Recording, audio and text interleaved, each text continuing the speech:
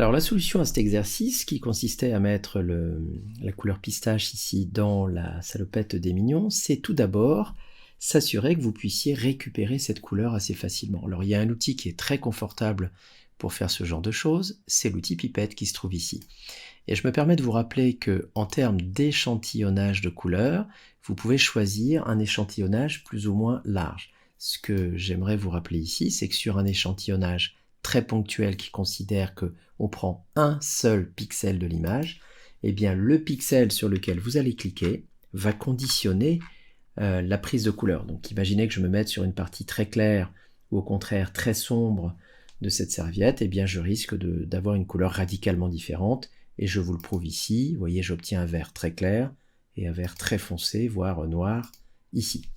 Donc ça c'est dangereux.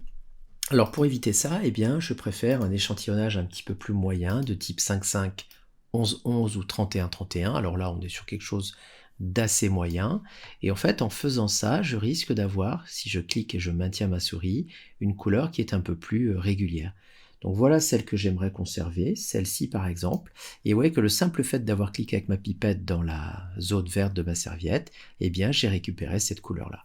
À partir du moment où cette couleur-là est disponible en termes de couleur, je peux naturellement recliquer dans le sélecteur et pourquoi pas l'ajouter au nuancier si je souhaite la garder.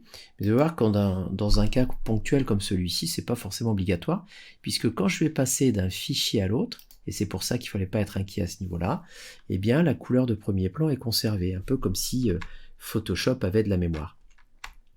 Alors ici, j'ai plusieurs techniques que nous avons abordées ensemble d'ailleurs pour pouvoir peindre ces salopettes, mais je pourrais par exemple me dire que le pot de peinture qui est ici pourrait peut-être fonctionner. Alors évidemment, je fais attention de ne pas me tromper d'outil déjà pour commencer, mais surtout de faire attention à ce que les réglages que je choisis soient en rapport avec une tolérance adaptée. Et vous allez voir que sur ce type d'exercice, c'est assez compliqué parce qu'en réalité, peut-être que les zones paraissent en tout cas bien délimitées, mais vous allez voir que ça ne fonctionne pas si bien que ça. Donc je suis obligé de faire attention à mettre une tolérance pas trop forte. Et vous voyez que le remplissage se fait, mais de manière ponctuelle. Alors je me vois pas très honnêtement recliquer, oui, et puis finalement obtenir un résultat qui n'est pas tellement satisfaisant. Alors on va oublier cette technique-là dans ce cas-là, puisque ça fonctionne moyennement bien. Et on va plutôt, même si c'est un peu long, sélectionner la partie du vêtement que l'on souhaite peindre. Alors ça passe par des techniques de sélection traditionnelles. Il se trouve qu'ici l'outil de sélection rapide fonctionne plutôt pas mal. Alors libre à vous, si vous souhaitez favoriser le réalisme, sélectionnez aussi le reflet, mais vous voyez que là on s'engage dans une difficulté un peu majeure, parce qu'il va falloir ensuite avec le pinceau moins ici, décider de raboter en quelque sorte la partie qu'on ne souhaite pas prendre. Bon, c'est jouable, je ne dis pas que ça n'est pas jouable. Alors si vous me permettez, je ne vais le faire que sur le mignon qui est ici. Donc je vais faire attention de bien enlever les chaussures de la sélection, garder le reflet. Et finalement, puisque j'ai une sélection qui est ici assez correcte, et bien maintenant je vais pouvoir décider de peindre, de remplir. Enfin, j'ai plusieurs manières d'arriver au résultat. Alors ce qui me paraît le plus facile peut-être ici, c'est l'outil pinceau. Je vous rappelle que l'outil pinceau est associé automatiquement à la couleur de premier plan, donc ça tombe super bien puisque c'est mon fameux vert pistache. Je vous rappelle aussi que l'on peut dimensionner l'outil, et c'est important de rappeler que dans la mesure où j'ai une sélection, eh bien je n'ai aucun risque de débordement puisque la sélection assure cela. Et enfin, en fonction des différents réglages que je vais effectuer ici, je vais avoir un rendu plus ou moins sympathique. Donc là, vous voyez, en mode normal, malheureusement, je peins.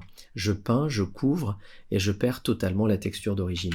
Alors qu'en mode produit, je peins, mais je conserve la texture d'origine. Avec ceci dit, un mélange de couleurs qui me donne un vert non pas pistache, mais un vert plutôt foncé. Donc il va falloir ici creuser, chercher, essayer par exemple autre chose, couleur. Ouais, c'est un peu différent, mais c'est pas parfait.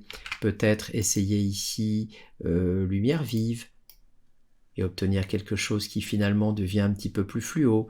En fait, l'idée, au bout du compte, c'est d'essayer, si je puis dire, d'obtenir une couleur qui soit un petit peu sympa, un petit peu réaliste, avec évidemment, et c'est la difficulté, j'en conviens, d'essayer de trouver ici quelque chose qui soit évidemment en accord avec le réalisme. Alors oui, si mon produit ici est trop marqué, ou si ma couleur n'est pas suffisamment intéressante, je vais réduire l'opacité, je vais réduire le flux, je vais faire en sorte que l'application de cette couleur soit beaucoup plus douce et que finalement, à l'arrivée, on commence à obtenir quelque chose d'un petit peu rigolo.